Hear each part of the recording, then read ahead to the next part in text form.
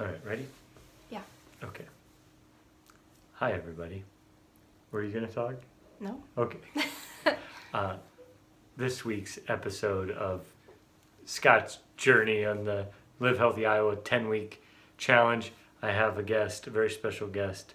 You might recognize from a photo right there. My wife, Jordan. Hello. And I've asked her to join us on this episode because she's accomplished some great things in her fitness journey, and she's had some struggles in that fitness journey. And so I thought we'd talk about it, about the importance of mental health to physical health. And so Jordan, please tell the people what accomplishments I'm talking about when I say you've accomplished things in your fitness journey. Okay, so I think the first big thing that I did was a half marathon that I trained very poorly for. Oh yeah, I remember that. Yeah, and it's not advised. She couldn't walk down the stairs actually after the race. Yeah. And then my next big things, just going for my half marathon, I did a sprint tri. And what exactly is that? Sprint tri is the shortest triathlon. but you're doing... So you do, like, I can't remember how many miles in the water, or it's not even a full mile in the water. You're in the water for like 10 minutes, and that's if you're at my pace and not at everybody in the front. And then you bike like 12 to 15, and then you run a 5K. So that, and then I did two fitness competitions in the bodybuilding world that are kind of like lowest muscle mass. I don't know how else to explain it because I feel like when you say bikini, it's a different picture in people's mind. But it was a fitness competition. And then I went from doing two of those in 2015 to training for a marathon and finishing a marathon in 2016. And those would be like my big check marks. And through that, I've seen Jordan, and I'm so proud of her, the things that she's done. Like those things she listed off, I couldn't do. But as Jordan was going through this, I don't want to put words in your mouth though, what we would normally look at and say, wow, she's really healthy. Tell us about how you looked at yourself. Yeah, so I think out of,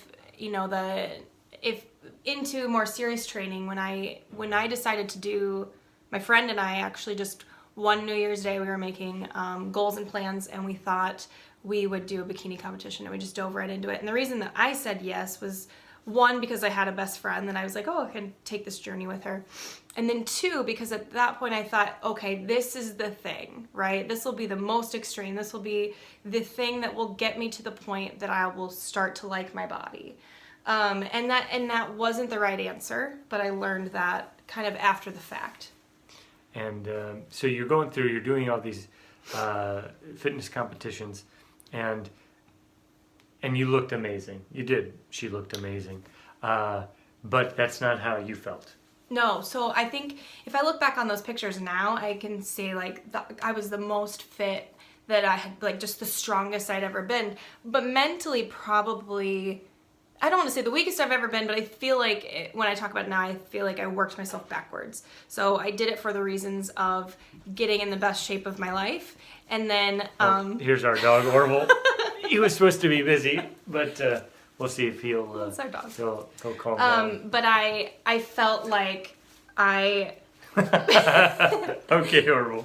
I worked myself backwards in the fact that once I was done, I felt worse about my body than I had previously. So even though I stepped on stage, the fittest and the lowest weight, not that matters, but the most fit and healthy looking I had ever been, it just wasn't good enough. Even if I started with goals that was like, I'm just, I started with the goal of, I just want to step on stage and I just want to do this. Just how I started my marathon, it was just like, I just want to complete this. And then all of a sudden it turned into other things like, oh no, I actually want to win this. I want to get a trophy. I want to do all these things. And so even just right after that high that you ride of being on stage, you're just like, nope, that wasn't good enough, which is why I signed up for the second one.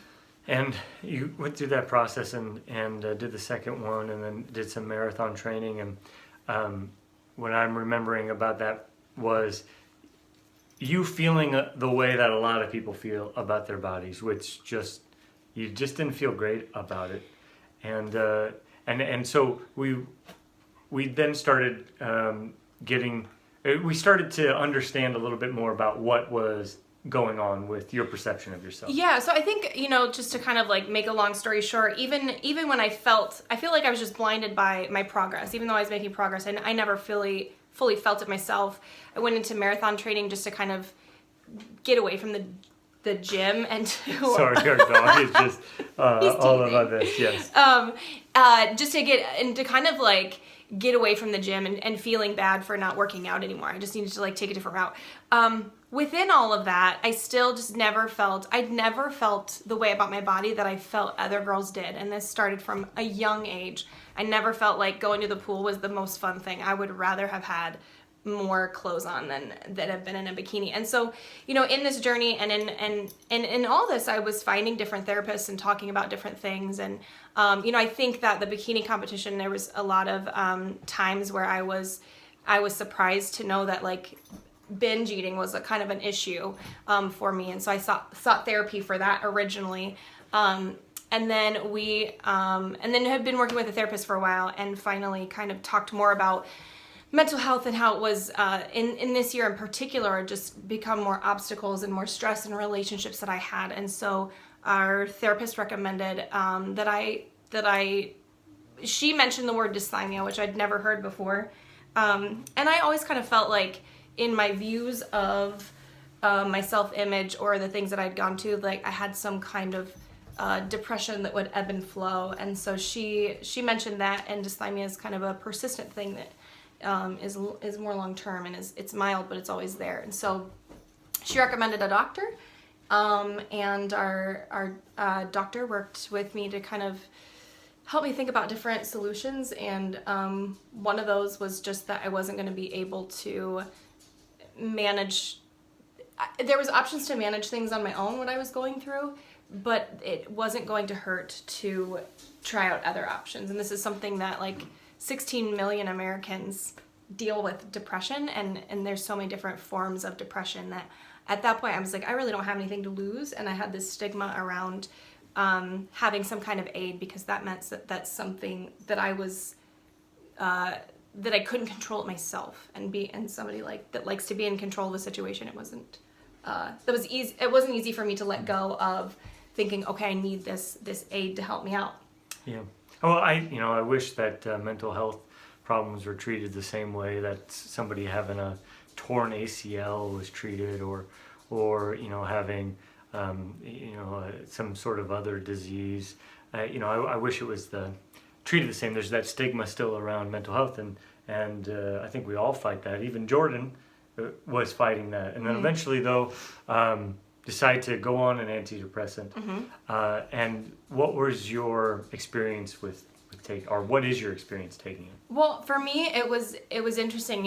Immediately I started doing more and more research, because it's not something that I ever thought was an option for me. Not that it wasn't an option. I just kind of felt like that's not something that I'll ever get to, or that I would explore. So my experience with it, I feel like I started taking it in October, and we went on a really wonderful vacation where I was in a bikini swimsuit.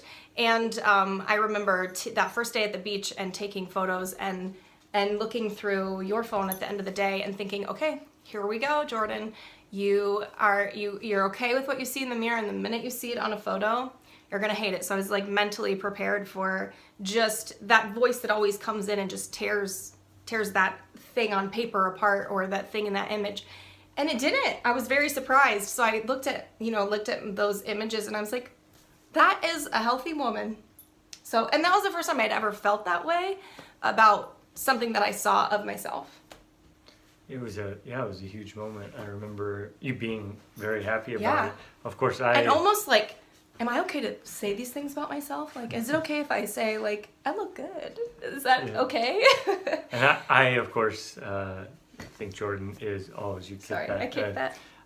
Is obviously very attractive, but she just never, we didn't view her the same way. And that was a moment where we did, and it was great. And that's the help of would you say therapy and going on an antidepressant and anything else? Yeah, I think it's just the whole journey, because even before I was starting to get back into therapy, and way before I started taking an antidepressant, women would ask me about, like, I think I want to do a bikini competition, and I would talk to them about it, and I'm like, I will lay it to you straight. I would love to, let's go out for a beer, let's talk all about it. And my biggest thing was, I felt like if you don't have a healthy relationship with food and a healthy relationship with your body image and working out and using exercise as a tool, and I never felt like I grew up with like, what am I putting into my body, and is that good for me? Is it healthy for me? It was just kind of like a free-for-all, and using exercise as a punishment instead of a tool to keep myself healthy. So the first words that would always come out of my mouth is like, you have to have a healthy relationship with your body, the gym, and food. And then if all of those things are in line and you're looking for an extra challenge, then a bikini competition like that, I mean, it was an amazing experience, and I met a lot of people, and it was really cool to see, like, oh, I could put on more weight. And when you're lifting in the gym and you're listening to DMX while you're like deadlifting, you feel like a monster. Like, that was cool. But then there's the other side where it didn't feel it. So I feel like in all of that journey, those little bits and pieces have helped. And then also having people to talk to and say, what was your journey like? And realize, like, we're all mentally going through the same things. Well, as you guys are out there, we're week 8 of the Live Healthy Iowa Challenge. Maybe you're having a similar struggle. Jordan and I, both huge advocates for getting mental health care. And so if you have thought about it, or even if you don't think there's anything quote unquote wrong with you, which is that's the way I hate that term. It's not a good word. But going to I think everybody should go to therapy. Jordan thinks Agreed. the same. But maybe you are dealing with some serious issues. Take the stigma away. Go get help. Mental health and physical health are inseparable.